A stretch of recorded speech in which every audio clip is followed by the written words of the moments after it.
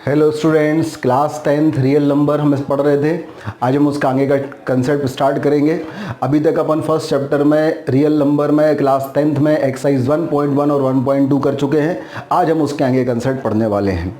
तो जैसे हम उसके आगे कंसेप्ट पढ़ते हैं तो सबसे पहले हमें एक थ्योरम पढ़ना पड़ता है। उस थ्योरम से ही हम शुरुआत करते हैं। अगर एनसीईआरटी में देखें तो थ्योरम नंबर 1.3 लिखा मिलेगा आपको। तो थ्योरम ये कहता है कि अगर हमारे पास p एक प्राइम नंबर है, p क्या है, p is a prime number. अगर हमारे पास p एक प्राइम नंबर है और a हमारे पास कोई भी एक एनी नंबर है, कोई भी एनी इंटीजर है, a कोई भी इंटीजर है। अगर हमारे पास p एक प्राइम नंबर है, स्मॉल p ले लेते हैं अपन, और a हमारे पास कोई भी इंटीजर है। अगर हमारे पास p एक प्राइम नंबर है और हमारे पास a जो है वो कोई भी इंटीजर है, तो ये जो थ्योरम है वो ये कहता है कि अगर a square is divisible by p, a square is divisible by p, then definitely a is also divisible by p. a is also divisible by p। क्या कहता है कि भाई हमारे पास p एक प्राइम नंबर है, a कोई भी इंटीजर है।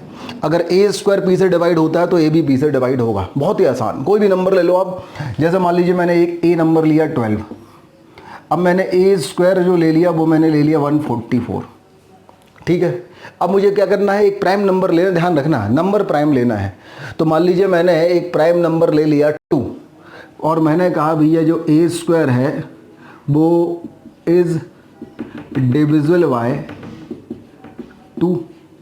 तो 144 डिविजिबल बाय 2 सही है क्या? 144 डिविजिबल बाय 2 बिल्कुल ट्रू है। तो a क्या है 12, क्या 12 इज डिविजिबल बाय 2 सही? 12 इज डिविजिबल बाय 2। तो क्या a मतलब क्या है 12 इज डिविजिबल बाय 2, ये भी सही होगा, बिल्कुल सही होगा।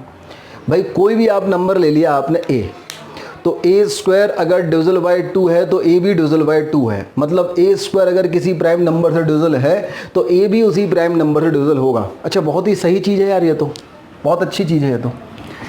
इसका और एग्जांपल लेके देखो, कोई भी एक नंबर ले लो आप, कोई भी एक नंबर ले लो a।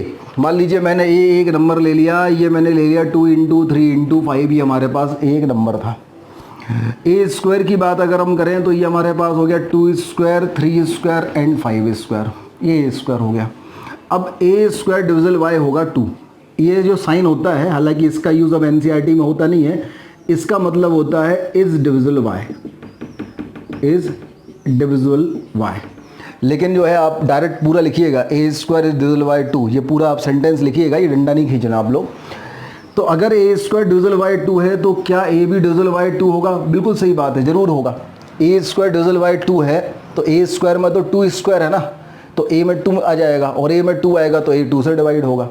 कोई भी नंबर आप लें, बहुत ही अच्छा थ्योरम ये आपके सामने है। कोई भी नंबर आप लेते हैं, अगर उसका स्क्वायर आप लेते हैं वो किसी प्राइम नंबर से डिविजिबल है तो वो नंबर भी उस प्राइम नंबर से डिविजिबल होगा।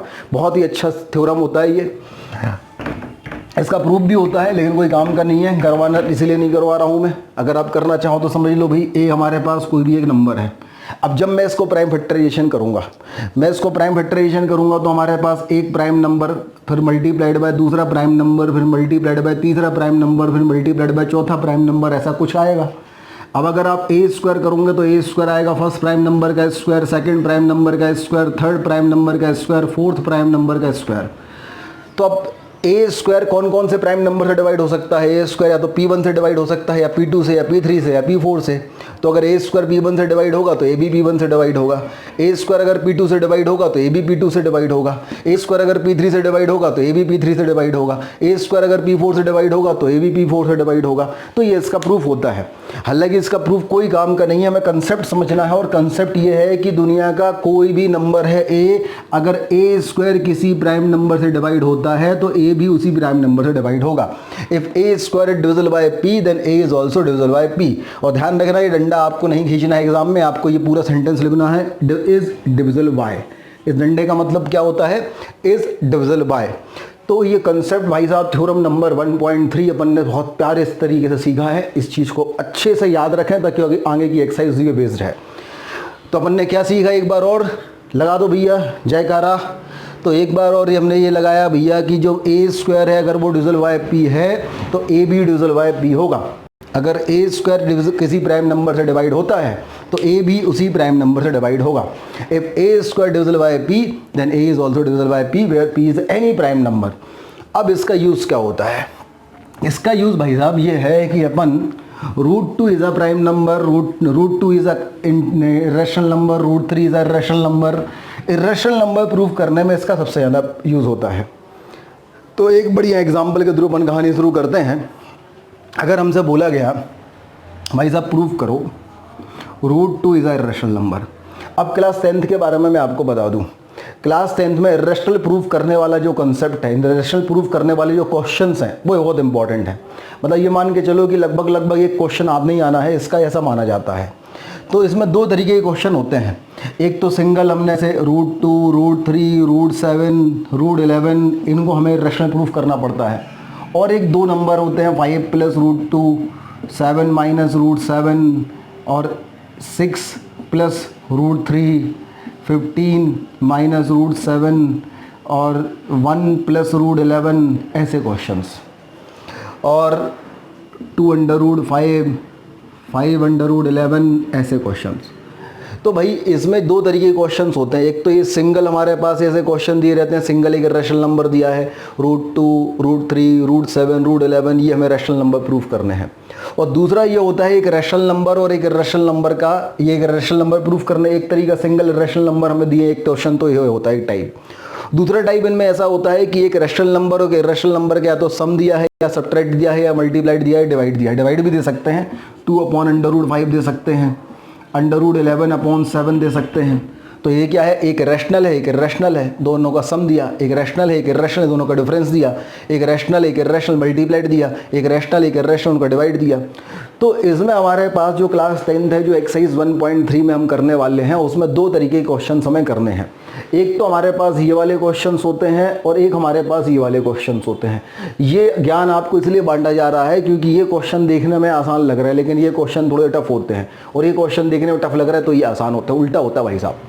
जब ये क्वेश्चन आप करेंगे, जब भी आप ये क्वेश्चन करेंगे, जब भी आप ये क्वेश्चन करेंगे तो इसमें आप थ्योरम नंबर 1.3 का यूज़ करेंगे। और जब भी आप ये वाले क्वेश्चंस करेंगे तो आप बिल्कुल यूज़ नहीं करेंगे। उसमें आप ये अपने मन से एज्यूम कर लेंगे, वहाँ पे लिख देंगे we know that √2, √7, √3, √7, √11, √5, √11, √5, √11 these all are the irrational numbers. समझ गई बात? जब ये वाले क्वेश्चंस रहेंगे तो हम इसमें थ्योरम नंबर 1.3 अप्लाई करेंगे। जब ये वाले क्वेश्चंस रहेंगे तो हम इसको बड़ी मेहनत करके प्रूव करेंगे।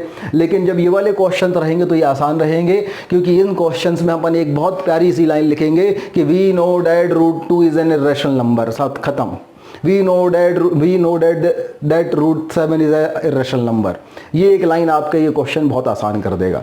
लेकिन मज़ेदार बात यह है कि इन क्वेश्चंस में से एक क्वेश्चन आपका लगभग 80 से 90% चांस होते हैं कि एग्जाम में आएगा ही आएगा। तो इसलिए अब अपन इन क्वेश्चंस को करना स्टार्ट करते हैं। थ्योरम नंबर 1.3 जो अपन ने अभी पढ़ा है वो आपको याद होना चाहिए कि ए स्क्वायर अगर किसी रैशनल नंबर, ए स्क्वायर अगर किसी प्राइम नंबर पी से डिवाइड होता है तो ए भी उसी प्राइम नंबर पी से डिवाइड होगा। चलिए शुरुआत करते हैं अपन आज के सवाल। तो पहला सवाल वही जो अपन क्लास 9th में करते हुए आए हैं, prove that √2 is an irrational number. क्या प्रूव करना है? √2 इज एन इरेशनल नंबर। तो हमारे पास पहला एग्जांपल है, prove that √2 is a irrational number. ये हमें प्रूव करना है। तो भैया ऐसा है, अगर एक सवाल आपने √2 वाला समझ लिया तो √5, √7, √11 सब बिल्कुल ऐसे ही है, सब आपको बड़े इज्जत से समझ में आने वाले हैं। तो √2 इज एन इरेशनल नंबर समझने की शुरुआत करते हैं अपन। इसकी शुरुआत अपन ऐसे ही करेंगे कि भाई अपन सबसे पहले अजूम कर लेंगे कि assume that √2 is a rational number. तो जब अपन इसकी सॉल्यूशन लिखेंगे तो शुरुआत यहीं से होगी, वी एज्यूम डैट, क्या एज्यूम कर रहे हैं अपन? We assume that √2 is a rational number. ये क्या है भैया? √2 इज अ रैशनल नंबर वाली जो ये लाइन है ये हमारा एजम्पशन है। हम इसको फॉल्स प्रूफ कर देंगे। हम बोले नहीं ये तो गलत बात है, अपन ने जो सोचा था ना, जो एजम्पशन लिया था वो गलत है। एजम्पशन जो लिया था वो गलत है, मतलब ये रैशनल नंबर ही नहीं होगा तो रैशनल नंबर होगा। तो अब इस पूरे क्वेश्चन में हमें मेहनत ये करनी कि हमने जो खुद एज्यूम किया है हम उसको खुद गलत प्रूफ करें। देख रहे हैं भाई साहब मैथ साहब? आपसे खुद ही एज्यूम करवाएंगे, आपसे खुद ही गलत प्रूफ करवाएंगे और आपसे खुद ही कहेंगे क्वेश्चन सॉल्व करो। तो हमने खुद एज्यूम किया कि भैया √2 एक रैशनल नंबर है, ये हमने एज्यूम किया है और हमें इसी चीज़ को फॉल्स प्रूफ करना है। अब दूसरी चीज़, तो पहली लाइन आपके दिमाग में बहुत अच्छे से घुस गई होगी, नहीं घुसी है तो पहले उठ के मुंह धो लो भैया, है ना, ताकि आपके दिमाग में अच्छे से घुस जाए। क्योंकि ये क्वेश्चन ये एक सवाल अगर आपने जिससे समझ लिया तो इस टाइप के सभी सवाल आपसे बन जाएंगे, नहीं तो फिर RD शर्मा स्टाइल में घिसते रहो भैया, है ना, बन जाओ रट्टू तोता। तो √2 रैशनल नंबर हमने सबसे पहले एज्यूम कर लिया। उसके बाद फिर दूसरी चीज़ ये है कि हम √2 को क्या लेंगे, √2 को एक रैशनल नंबर क्या होता है, p/q, जहाँ पे q is not equal to 0 and p and q are the coprime. अब देखो इसमें एक चीज़ ये है कि हमें p and q क्या लेने हैं, p and q coprime लेने हैं और q is not equal to 0। Coprime का मतलब ये होता है कि कोई भी फ्रैक्शन हमारे पास आया, जैसे मान लीजिए 10/8 आया, तो ये तो को प्राइम, इनको पहले आपने बड़े इज्जत से सिंप्लीफाई कर दिया, सिंप्लीफाई किया तो 5/4 आ गया, तो 5 और 4 दोनों को प्राइम हो गए। मतलब जो भी ये p/q के फॉर्म में आ रहा, सिंप्लीफाई कर दो तो बच्चे को प्राइम होगा। रैशनल नंबर की यही डेफिनेशन होती है कि p/q के फॉर्म में अपन इसे लिख सकते हैं where q is not equal to 0 and p and q are coprime. Coprime का मतलब क्या होता है, को प्राइम का मतलब होता है कि p और q का HCF 1 होगा, मतलब p और q दोनों को डिवाइड करने वाला जो हाईएस्ट कॉमन फैक्टर होगा वो 1 होगा। 1 के अलावा कोई और नंबर ऐसा नहीं होगा जो p को भी डिवाइड करे और 2 को भी डिवाइड करे, ये को प्राइम का मतलब होता है। तो दूसरी लाइन अपन को ये लिखनी है कि √2 equal to p/q where p and q both are coprime and q is not equal to 0। ये अपना एजम्पशन था और ये एजम्पशन का सार था। भैया आपने √2 अगर रैशनल नंबर माना है, √2 अगर रैशनल नंबर माना है, √2 अगर रैशनल नंबर माना है तो √2 की वैल्यू हो जाएगी p/q where p and q both are coprime and q is not equal to 0। अब बेसिकली अगर हम मैथमेटिकली समझे हमें प्रूफ क्या करना है, तो हमें ये प्रूफ करना है कि p and q को प्राइम नहीं है। अगर हम ये प्रूफ कर दें कि p and q को प्राइम नहीं है तो अपने आप ही हम ये कह दे, ये हमारे पास ये वाला स्टेटमेंट क्या हो जाएगा, फॉल्स, और ये वाला स्टेटमेंट फॉल्स हो जाएगा तो इसका मतलब हमारा एजम्पशन ही फॉल्स हो जाएगा। तो हमें जिससे क्या प्रूफ करना था कि √2 एक रैशनल नंबर नहीं है, क्योंकि हमने एज्यूम किया था रैशनल नंबर है। और मैथमेटिकली हम कहाँ पे आप पहुँच गए, मैथमेटिकली हमें ये प्रूफ करना है कि जो p और q आप बोल रहे हो ना भाई साहब को प्राइम है, ये को प्राइम नहीं है। ये हमें प्रूफ करना है कि p and q are not coprime, और p and q are not coprime अगर ये स्टेटमेंट ट्रू हो गया, अगर ये स्टेटमेंट फॉल्स हो गया, ये स्टेटमेंट असत्य हो गया, तो इसका मतलब हमारा एजम्पशन भी फेल हो जाएगा, और एजम्पशन फेल हो जाएगा तो दुनिया प्रूफ हो गई। चलिए भाई, तो अब √2 इक्वल टू आ गया हमारे पास p/q, √2 इक्वल टू p/q हमें आ गया। हम आगे की दुकानदारी मिलाते हैं। तो आगे की दुकानदारी अपन ने फैलाई तो q अपन यहाँ ले गए, q यहाँ ले गए तो p की वैल्यू हमारे पास आ गई √2q, p की वैल्यू आ गई √2q, अपन ने स्क्वायर मार दिया, तो p² इक्वल टू आ गया 2q²। This is equation number 1। तो p² की वैल्यू अपने पास क्या हो गई, 2q²। p² की वैल्यू 2q², यहाँ तक तो कोई आपको दिमाग पे जोर देने की जरूरत नहीं पड़ी होगी। अब इसके बाद थोड़ी सी दिमाग लगेगा, तो पहले आप इतना नोट कर लीजिए, इसको वीडियो को पॉज करें और इसे बड़े प्यार पूर्वक तरीके से आप नोट कर लें। अब जब आपने इतना नोट कर लिया, फिर अपन आगे बढ़ाते हैं दुकानदारी। तो भैया अपन ने इक्वेशन नंबर 1 अपन ने बना ली थी कि जो p² होगा उसकी वैल्यू हो जाएगी 2q²। This is equation number 1। अच्छा, p² इक्वल टू 2q² का मैथमेटिकली मतलब समझो आप क्या है। p² इक्वल टू 2q² का मतलब है p² equal to 2 into something.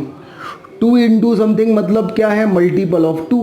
भाई मल्टीपल ऑफ 2 का मतलब यही होता है ना भाई, p² इक्वल टू 2 इंटू मसाला मतलब मल्टीपल ऑफ 2, 2 इंटू समथिंग तो मल्टीपल ऑफ 2, और मल्टीपल ऑफ 2 है मतलब p² जो है इज डाइवाइजाइबल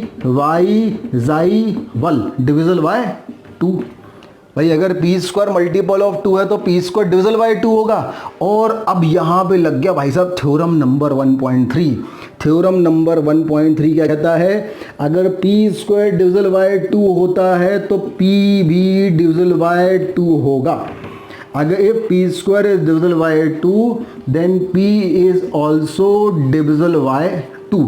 तो हमारे पास यहाँ पे थ्योरम नंबर 1.3 लग गया भाई साहब। अपने नैना खोल लो और इस चीज़ को समझ लो कि हमारे पास p² इक्वल टू 2q² आ गया। पी स्क्वायर इक्वल टू 2 की स्क्वायर आ गया, मतलब 2 इंटू समथिंग आ गया। और अगर कोई चीज़ 2 इंटू समथिंग है मतलब मल्टीपल ऑफ 2 है, और मल्टीपल ऑफ 2 है मतलब 2 से डिवाइड होगी, तो पी स्क्वायर 2 से डिवाइड होगा। और अगर पी स्क्वायर 2 से डिवाइड हो रहा है तो थ्योरम नंबर 1.3 कहता है कि अगर पी स्क्वायर 2 से डिवाइड होगा तो पी भी 2 से डिवाइड होगा। आप अपन आगे बढ़ें। अगर पी 2 से डिवाइड होता है, पी 2 से डिवाइड होता है मतलब पी 2 का मल्टीपल होगा। कोई नंबर अगर 2 से डिवाइड होता है मतलब वो नंबर मल्टीपल ऑफ 2 होगा, तो पी जो होगा वो मल्टीपल ऑफ 2 होगा।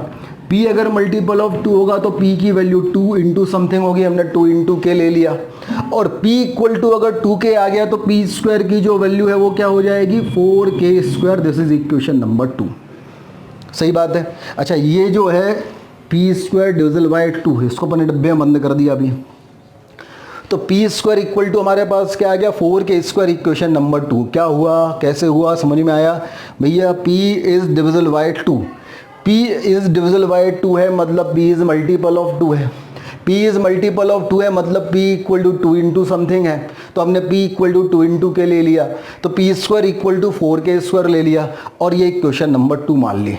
अब ध्यान दो, इक्वेशन नंबर 1 कह रही है p square equal to 2q square है, इक्वेशन नंबर 2 कह रही है p square equal to 4q square है। तो अगर मैं इक्वेशन नंबर 1 को ले लूं और मैं इक्वेशन नंबर 2 को ले लूं तो यहाँ भी पी स्क्वायर की वैल्यू है 2q स्क्वायर और यहाँ भी पी स्क्वायर की वैल्यू दी है 4q स्क्वायर, तो ये हमारे पास आ जाएगा 2q square equal to 4k square. 2 से 2 निपटाया तो q square equal to 2k square. क्या आ गया भैया हमारे पास q square equal to 2k square. अब इतना नोट कर लो, पहले पॉज कर लो दुकानदारी और इतना नोट कर लो। तो हमारे पास जो रिजल्ट आया वो क्या आया, q square equal to 2k square.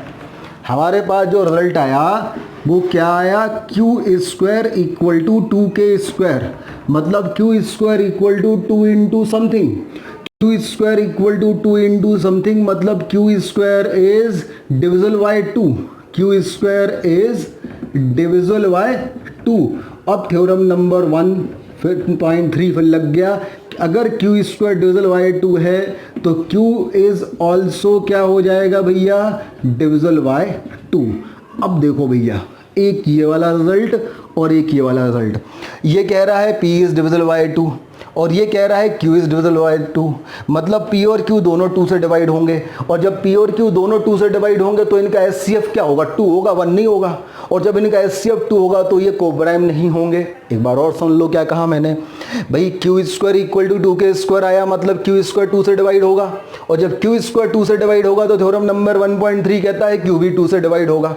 अब ये कह रहा था पहले अपन प्रूफ कर चुके p इज डिविजल बाय 2, अभी प्रूव कर लिया q is divisible by 2, p भी 2 से डिवाइड हो रहा है, q भी 2 से डिवाइड हो रहा है, तो p और q का जो हाईएस्ट कॉमन फैक्टर है वो 2 हो गया।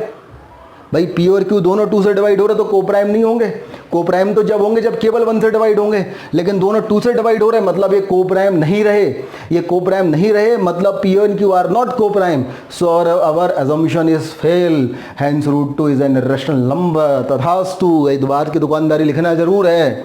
तो भैया अपन ने लिखा, जब ये दोनों रिजल्ट हमारे पास आ गए तो इनसे हमने लिखा p and q both are divisible by 2, since p and q both are divisible by 2, so p and q are not co-prime, p and q are not co-prime।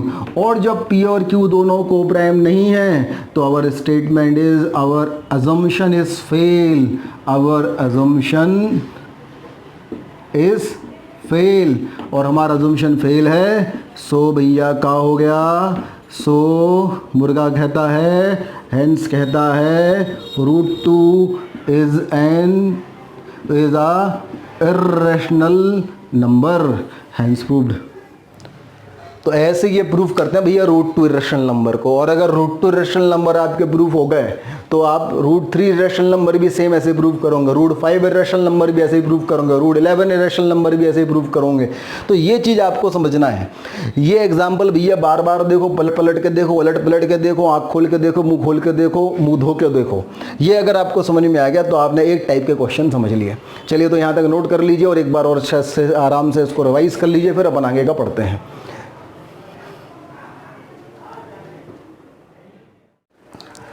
हाँ भाई, तो ये अपन ने टाइप 1 पढ़ लिया था। अब टाइप 2 देखो।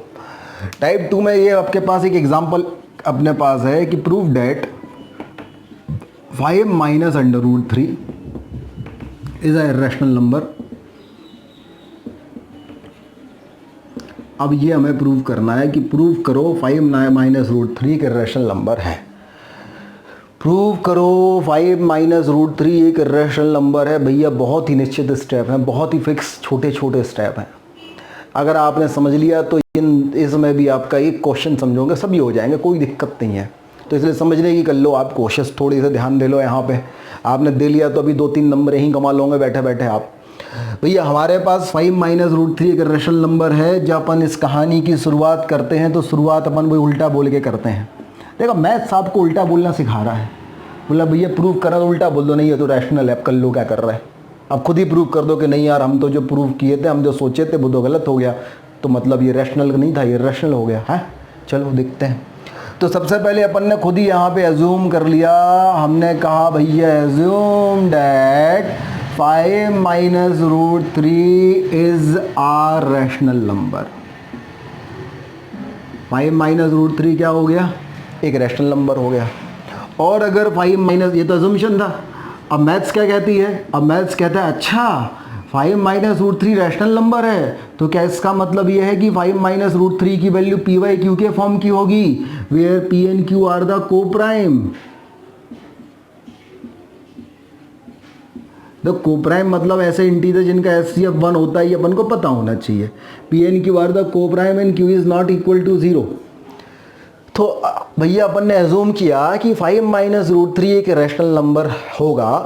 तो जैसे ही आपने एज्यूम किया, आपने बोला मुंह से कि 5 माइनस रूट 3 एक रैशनल नंबर होगा, वैसे ही मैथ्स कहती है अच्छा ये रैशनल नंबर होगा तो इसकी वैल्यू पी बाई क्यू के फॉर्म की होगी। तो 5 माइनस रूट 3 की वैल्यू पी बाई क्यू के फॉर्म की होगी।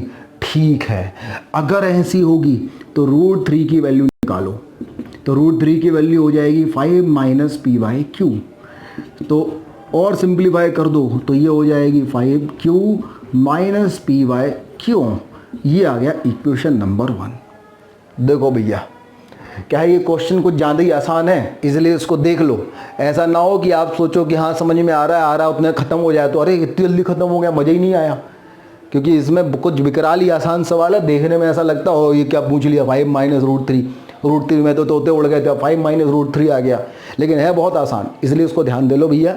सबसे पहले अपन ने ये मान लिया, सबसे पहला स्टेटमेंट अपन ने ये ले लिया कि भैया 5 माइनस रूट 3 तो एक रैशनल नंबर है, अपन ने मान लिया। तो मैथ्स कहते अच्छा रैशनल नंबर है, अच्छा अगर रैशनल नंबर है तो इसकी वैल्यू पी बाई क्यू के फॉर्म की होगी, जहाँ पे p and Q are coprime integer and Q is not equal to 0। सही बात है। तो रूट 3 की वैल्यू निकाल दी 5 माइनस पी बाई क्यू, तो root 3 equal to 5q minus P by Q आ गया। खुश हो? खुश हैं भैया? चलो ठीक, आगे बढ़ो। अब p क्या है भैया, q क्या है, p क्या है? बोले भैया q और p तो एक इंटीजर है। अच्छी बात है भैया, इंटीजर है तो 5q क्या होगा, 5q और p क्या होगा, तो 5q और p भी एक इंटीजर होगा। और 5q और p एक इंटीजर होगा तो दो इंटीजर को अगर सब्ट्रैक्ट करेंगे तो क्या आएगा, तो भी एक इंटीजर आएगा। डरो नहीं, ये लॉकडाउन चले, पुलिस वाले चिल्ला रहे होंगे लोगों के बाहर। तो 5q माइनस पी क्या आएगा, ये भी एक इंटीजर आएगा। भाई दो इंटीजर को सब्ट्रैक्ट करने पे एक इंटीजर ही पैदा होता है, तो 5q माइनस पी की वैल्यू भी एक इंटीजर होगी। अच्छा अगर दो इंटीजर को डिवाइड करते हैं तो इंटीजर नहीं रैशनल नंबर होता है, q is not equal to 0 है। भैया ये हमारे पास 5p माइनस q क्या हो गया, एक इंटीजर, और q भी हमारे पास क्या है, q भी एक इंटीजर है।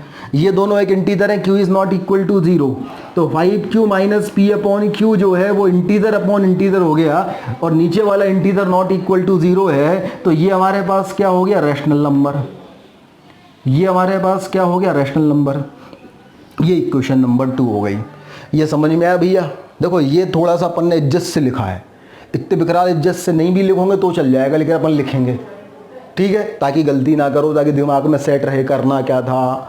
भैया पी एन क्यू दोनों इंटीजर हैं, भाई को प्राइम है मतलब इंटीजर तो हैं, और इंटीजर हैं तो यहाँ 5p माइनस क्यू है ना, तो 5q भी इंटीजर होगा और p भी इंटीजर होगा। तो 5q minus p, integer minus integer हमेशा इंटीजर होता, कुछ भी कर लो आप, भाई नेगेटिव होगा, जीरो होगा, पॉजिटिव होगा तो इंटीजर ही ना। तो 5q माइनस p एक इंटीजर है और q भी एक इंटीजर है, तो दोनों को डिवाइड कर दो तो इंटीजर अपॉन इंटीजर, और q की वैल्यू नॉट इक्वल टू 0, तो ये एक रैशनल नंबर हो गया। तो 5q minus p upon q की वैल्यू एक रैशनल नंबर हो गई, और यहाँ पे 5q minus p upon q की वैल्यू √3 हो गई। इक्वेशन नंबर 1 कह रहा है कि 5q minus p upon q की वैल्यू √3 है, और इक्वेशन नंबर 2 कह रहा है कि 5q minus p upon q की वैल्यू एक रैशनल नंबर है। अपन दुकानदारी आगे बढ़ाते हैं। अब इक्वेशन नंबर p कह रहा है, इक्वेशन नंबर 1 कह रहा है, जो उसको 1 फिर से देख लेते हैं। इक्वेशन नंबर 1 क्या कह रहा था भैया? इक्वेशन नंबर 1 कह रहा था 5q minus p upon q, इसकी वैल्यू है √3। अब हम यहाँ पे अपने रामबाण का यूज़ करेंगे, लगा दो भैया, लगा दो यहाँ पे मक्कारी। अब ये √3 वी नो डैट, यहाँ पे जो रामबाण है वो एक लाइन है, we know that √3 is an rational number. बस कहानी ख़त्म, झंझट ख़त्म, केवल एक लाइन आपको लिखना है और झंझट ख़त्म होने वाली है। वी नो डैट, क्या जानते हैं आप? हम वही जानते हैं जो हम क्लास 9th में प्रूव करके आए हैं, 10th में भी हमने प्रूव किया है। We know that √3 is a irrational number, √3 is a irrational number. तो √3 इज़ अ इरेशनल नंबर, तो 5q minus p upon q equal to अगर √3 है तो y इक्वेशन नंबर 2 ये कैसा नंबर है? ये एक रैशनल नंबर है। और √3 एक कैसा नंबर है? √3 एक इरेशनल नंबर है, और रैशनल नंबर कभी इक्वल नहीं हो सकते। Rational number can never be equal to irrational number, so our assumption is fail, hence 5 minus √3 is a irrational number. ले भाई खत्म। अरे कितना सस्ता, देख रहे हैं आप भाई? यहाँ तक हो गया प्रूफ। अपन को पता है √3 रैशनल नंबर है, तो अगर ये रैशनल नंबर है और ये रैशनल नंबर है, अपन यहाँ प्रूफ कर चुके। तो rational number can never be equal to rational number. Rational number और रैशनल नंबर कभी इक्वल नहीं हो सकते। तो बस फिर अपन आगे की लाइन लिखेंगे यहाँ पे कि रैशनल नंबर इक्वल टू, ये क्या आ गया हमारे पास? ये आ गया रैशनल नंबर। अब लिख लो rational number and irrational number can never be equal, और जब ये इक्वल नहीं हो सकते सो our assumption is fail, और हमारा assumption फेल हो चुका है। मतलब 5 minus √3 is a irrational number, ये प्रूफ हो गया। 5 minus √3 is a irrational number. देख लो भैया, अत्यंत आसान सवाल है। इस क्वेश्चन को बार बार अलट पलट के काट छाट के देख लो, समझ लो, लिख लो, नोट कर लो, मुंह धो के अच्छे से समझ लो, क्योंकि ये 2 टाइप के क्वेश्चन अपन ने पढ़े हैं, और भी अपन इसके क्वेश्चन प्रैक्टिस करवाएंगे। लेकिन बेसिकली ये जो 2 टाइप के आपने क्वेश्चन पढ़े, इन 2 टाइप के क्वेश्चन से एक्सरसाइज 1.3 होना है, और 1.3 बहुत इंपॉर्टेंट एक्सरसाइज है। हो सकता है 2 से 3 नंबर अब भी आप पैदा कर लें बैठे बैठे, अभी आप अपने हिस्से में जोड़ लें। तो भैया ठीक है, इसको आप नोट कर लो। आते हैं अपन। हाँ भैया, कैसा लग रहा है? दोनों टाइप आप पढ़ चुके हो, दोनों टाइप का अच्छे से रिवीजन कर लो भैया, है ना। अब एक एग्जांपल और करा देते हैं आपको हम। एक और एग्जांपल हमारे सामने है भैया, हमसे बोला गया है prove that 3√2 is an irrational number. Prove that 3√2 is a irrational number, ये अपन को प्रूफ करना है। अत्यंत सड़ा, अत्यंत विकराल, भयंकर सड़ा, क्योंकि ये टाइप 2 का सवाल है। सबसे पहले अपन क्या कहेंगे? वही जो अभी तक हम कहते हुए आए इन सवालों में, assume that 3√2 is a rational number। assume that 3√2 is a rational number, तुमने assume कर लिया, अब तुम ही उसको गलत प्रूफ करोगे। तो भैया गलत प्रूफ करें अपन, तो जैसे ही अपन ने एज्यूम किया कि 3√2 एक रैशनल नंबर है, वैसे ही हमारे पास 3√2 की वैल्यू p/q के फॉर्म की हो गई, और p एंड q के फॉर्म की हो गई। तो जहाँ पे p and q are coprime, और एक चीज़ अपन को पता ही है कि को प्राइम इंटीजर ही होते हैं, and q is not equal to 0। लो भैया, अब जैसे ही आ गया तो √2 की वैल्यू निकाल दो भैया। √2 की वैल्यू हो गई p/3q। लो भैया, ये इक्वेशन नंबर 1।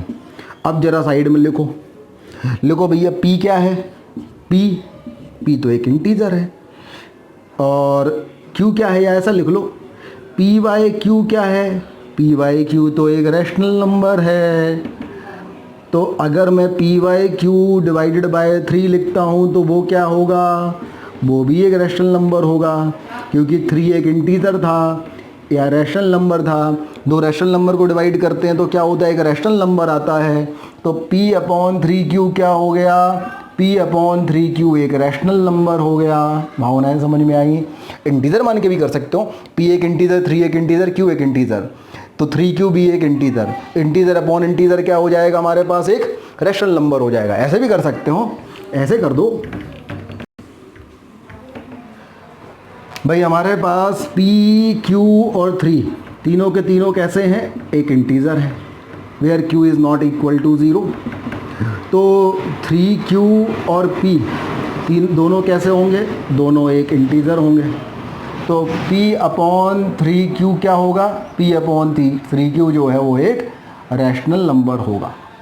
अब √2 की वैल्यू इक्वेशन नंबर 1 से p/3q के इक्वल है। √2 कैसा नंबर है, √2 एक इरेशनल नंबर है, हमें पता है।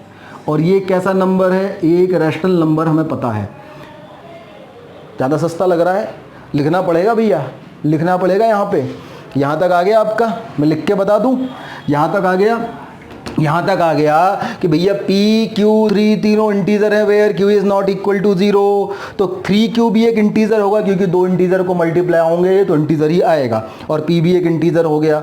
तो p/q क्या होगा, एक रैशनल नंबर होगा। दो इंटीजर को आप डिवाइड कर रहे हो, denominator should not be equal to 0, तो एक रैशनल नंबर हो गया।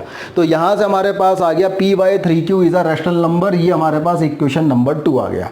अब अपन आगे बढ़े, इतना नोट कर लीजिए पहले जस्ट से, टिक टिक 1, टिक टिक 2, टिक टिक 3, वीडियो पॉज नोट कर लो। आगे बढ़ते हैं। अब इक्वेशन नंबर 1 हमारा क्या कह रहा था, इक्वेशन नंबर 1 कह रहा था कि भैया जो √2 है उस √2 की वैल्यू तो p/3q है। और अब यहाँ पे छोड़ दो अपना रामबाण। We know that √2 is an irrational number. हमें ये पता है कि √2 एक इरेशनल नंबर है। तो अगर √2 इक्वल टू हमारे पास p/3q है, तो y equation number 1 and equation number 2 ये लिखा है इरेशनल नंबर, इक्वल टू लिखा हुआ है rational number. But a irrational number can never be equal to a rational number, so our assumption is fail, hence 3√2 is a irrational number। तो आगे की sentence अपन लिखेंगे भैया, लिखना जरूर है ना, लिखने के भी नंबर मिलते हैं भैया। तो ऐसा नहीं है सस्ते में मत निपटा देना, अति सस्ते में निपटा दो। फिर यहाँ पे आप क्या लिखेंगे, a rational number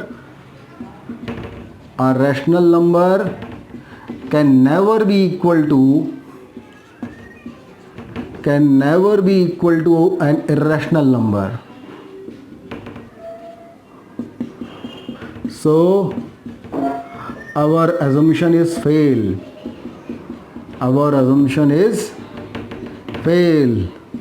hence 3√2 is an irrational number, 3√2 is an irrational number।